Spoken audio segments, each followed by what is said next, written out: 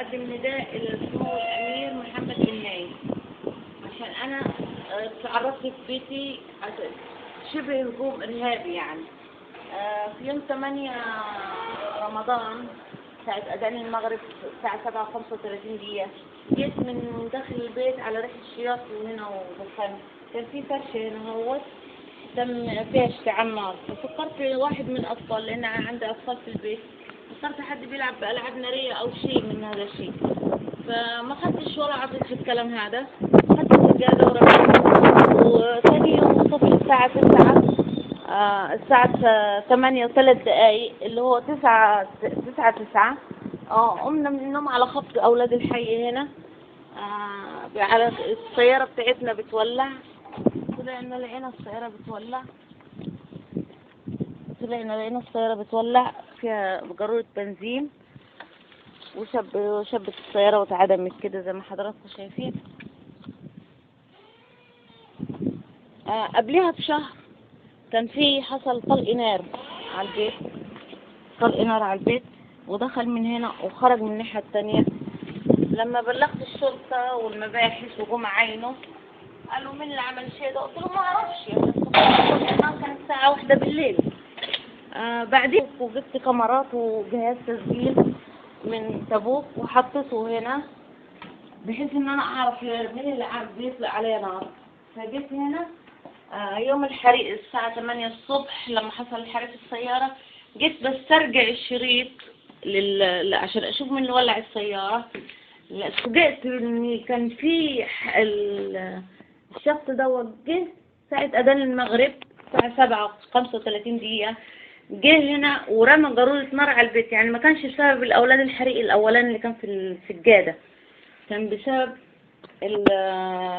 الشخص دوت. وهنا يبان مع حضراتكم لما يجي ويولع ويرمي الجارورة.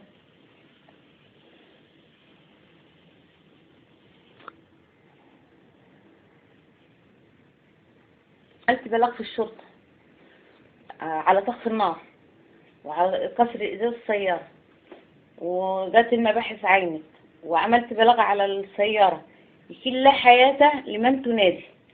وهذا الشخص اعطيتهم اسمه وعنوانه: سليم غانم الجرعاني، الشهير بوش الديب.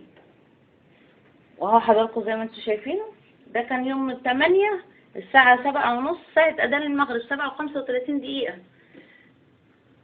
اهو. ده اللي سبب الاشتعال في السجادة، وانا ما كناش نعرف، لان ما كناش لما عملنا استرجاع للسيارة حريق السيارة. الحين هنفرج حضراتكم على الاسترجاع للسيارة. اتفوجئت شفت المنظر دوت. ده هو هنا الحين، وانا جايب نفس الملابس وجايب نفس الوضع برضو، وجاي يكسر ازاز السيارة ويشب فيها.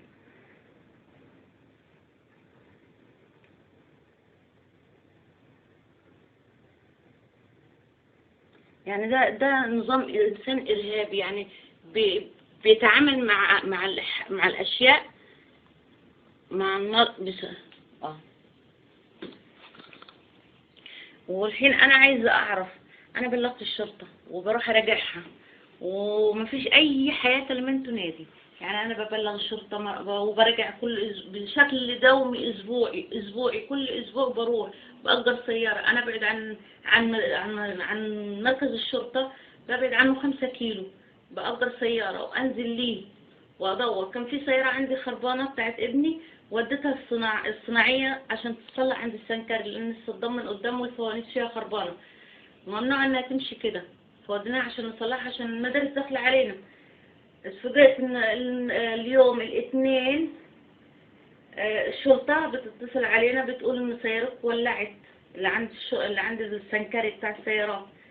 طيب انا اعمل ايه لما انتوا انا اعطيكم الاسم واعطيكم العنوان بتاع بيته واعطيكم رقم السياره بتاعته، وانتوا تقولوا ان احنا معاملين عليه، و45 يوم حتى الان لا لقيت رد فعل. قدمت معروض في المحافظه، في اماره ضبا، وقدمت شكوى، او يعني مش عارفه اروح اشتكي فين تاني، ومش عارفه الشرطه مستنيه ايه، مش عايزه اجيبه فين البحث، فين فين الشرطة؟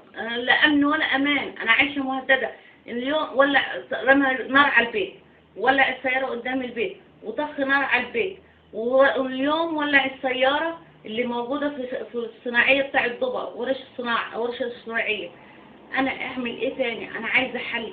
اللي عنده حل ليا يقول لي. أهل الخير ما قصروا، قالوا لي ابعتي لسمو الأمير محمد بن نايف، وهو إن شاء الله إن شاء الله هيكون عنده الرد الفعلي والجذري للموضوع دوت. وأنا ما لقيتش أي وسيلة إن أنا أتواصل أو أبعت الرد ده، أبعت يعني النداء دوت أو التوسل ده للأمير محمد، سمو الأمير محمد بن نايف. مش عارفة أنا أقول إيه صراحة، اعذرني مش قادرة أقول أكتر من كده، لأن مش عارفة. أنا خلاص كل زي ما بيقولوا حرمة وما عندهاش حد، وولدها سنه 16 سنة، هيروح فين ولا يجي منين؟ ولا أنا هروح فين ولا أجي منين؟ الشرطة مش عاملة لي أي حاجة. أنا طالبة الله ثم طالباك سموك إنك تقف معايا، وكل من يتفرج على الفيديو دوت ويقدر يوصل صوتي للأمير محمد بن نايف، جزاه الله عنه وعن أولاده كل خير، ولكم جزيل الشكر وشكرا. أنا أسكن في الإسكان بمحافظة ضبع، في الإسكان الخيري بمحافظة ضبع، ويا ريت كل اللي يوصل ندائي